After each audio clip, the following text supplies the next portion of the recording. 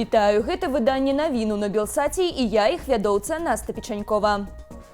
Беларуска Марына Васілеўская вярнулася ў Менск. За ўдзел у касмічным палёце ёй прысвоілі званне Героя Беларусі. Пасля прызямлення ў мінскім аэрапорце Васілеўская заявіла, што, цытата, «шчаслівая ступіць на родную зямлю» і прысвячае свой палёт у космас беларускаму народу і краіне. Далей касманаўтка накіравалася ў Палац Незалежнасці. Там яна сустрэлася з Александром Лукашэнкам. Дыктатар назваў палёт Васілеўскую здзяйсненнем мары ўсёй краіны і прысвоіў жанчыне званне Героя Беларусі. Васілеўская правяла на міжнароднай касмічнай станцыі 12 дзён. Там беларуска выконвала навуковую праграму Роскосмаса, праводзіла навукова-даследчыя і адукацыйныя працы ў галіне біялогіі ды фізіялогіі. Апрача гэтага Васілеўская даследавала лактаферын і прабіётыкі, якія плануюць выкарыстаць пры стварэнні прадукту харчавання для касманаўтаў.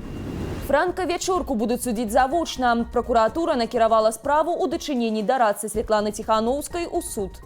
Вячорку абвінавачваюць паводле 9 артыкулу крымінальнага кодексу. Сярод іх стварэнне экстрэмісцкага фармавання, здрада дзяржаве, паклёп на Лукашэнку ды іншае. Паводле следства палітык здзейсніў злачынствы перад прэзідэнцкімі выбарамі 2020-го, падчас іх і пасля. Акрамя таго, дарадцу Ціханаўскай заклікаюць кампенсаваць шкоду, якую ён нібыта нанёс дзяржаве, на суму амаль 31 мільён рублёў.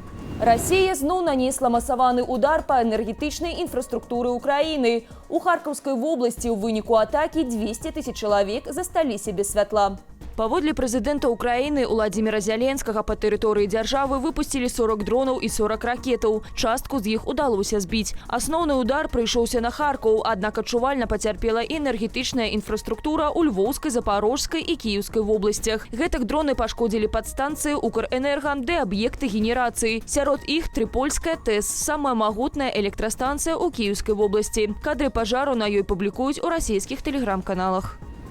Верховная Рада Украины приняла закон об мобилизации. За проголосовали 283 депутаты. Документ набудзе моц праз месяц пасля таго, як яго падпіша Уладзімір Зяленскі. Закон абавязвае усіх украінскіх мужчынаў у веку ад 18 до 60 гадоў стаць на вайсковы ўлік. Гэта датычыць і тых, хто цяпер жыве з мяжой. Супраць тых, хто будзе ўхіляцца ад мобілізацыі, прадугледжаныя жорсткія захады. Сярод іншага штрафы, забарона на выезд з Украіны ды арышт актываў. Закон прадугледжвае таксама ўвядзенне базавай вайсковай службы цягам 3 месяцаў замест тэрміновай. Украінцы ў веку да 24 гадоў змогуць абіраць год і перыяд праходжання службы. Апроч іншага, з 2025 года ва універсітэтах плануюць увесці базавую агульнавайсковую падрыхтоўку. Яна будзе абавязковую для мужчынаў і добраахвотную для жанчын. У Беларусі дэманстрацыю нетрадыцыйных адносінаў прыраўнялі да парнаграфіі. Адпаведнае рашэнне прыняло Міністэрства культуры краіны. Пры гэтым паняцце нетрадыцыйныя адносіны ведомства кваліфікуе даволі шырока. Згодна з дакументам, пад гэтым маецца на ўвазе гомасексуальнасць, лесбійскія і бісексуальныя адносіны, поліаморыя, некрафілія, садызм, транссексуальнасць ды іншыя. Паводле Мінкульту удакладненне тэрміну было неабходнае, каб, цытата, рэгламентаваць выпуск, пракат, продаж і рэкламу эратычнай прадукцыі і тавараў сексуальнага прызначэння. Пастанова набудзе моц 12 красавіка.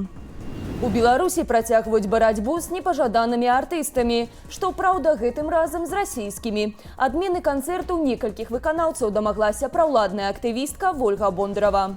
Мінкульт ухваліў даносы Бондаравай на спявачку Алёну Швец, выканаўцаў МЗЛФ і GSPD. На думку праўладнай актывісткі, яны ўцягваюць моладзь у дэструктыў і прапагандуюць наркотыкі, ЛГБТ і суіцыд.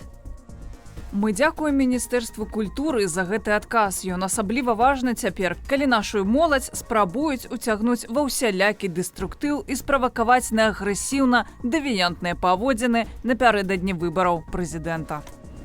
У Ваўкавыску ў двары жылога дому стралялі ў сабакаў. Мясцовыя жыхары скардзяцца, што адлоў адбыўся проста на вачах у дзяцей. Паводле відавочцаў у жывёліну стралялі дроцікамі, а сляды крыві засталіся на асфальце каля пад'езду. Адзін сабака ўратаваўся тым, што забег у пад'езд, там яго прынялі валанцёры. Пад'ехала машына камунальнай гаспадаркі, адтуль выйшла двое мужчынаў са стрэльбай і пачалі страляць у сабакаў, якія ў гэты час гулялі ў двары. Прычым адзін з сабакаў быў у шлейцы, ён проста збег на парагулцы ад гаспадароў. Усё гэта было на вачах у людзей і нават дзяцей. Хіба так праводзіцца адлоў? Пры гэтым у мясцовых камунальных службах сцвярджаюць, што людзей падчас адлову не было, а працэс быў праведзены паводле ўсіх прававых нормаў. У Мінску здарилася незвычайная аварыя. Вайсковы бронеаўтамабіль сутыкнуўся з Яндекс.Таксі. Фота здарэння з'явілася ў сеціве. Транспартнае здарэнне адбылося на скрыжаванні Лагойскага тракту і вуліцы Валгаградскай. Пасля сутыкнення аўтамабіля маркі «Шкода» і бронеаўтамабіля рух у ваколіцах ДТЗ адбываўся з затрымкай. Сёння 13 гадавіна тэракту ў мінскім метро. Выбух адбыўся на станцыі Кастрычніцкая. У выніку яго загінулі 15 чалавек, яшчэ амаль 400 атрымалі раненні. Вінаватымі ў здзяйсненні тэракту прызналі нарадзінцу Віцебску Дмітрия Канавалова і Уладзіслава Кавалёва. Абодвух расстралялі.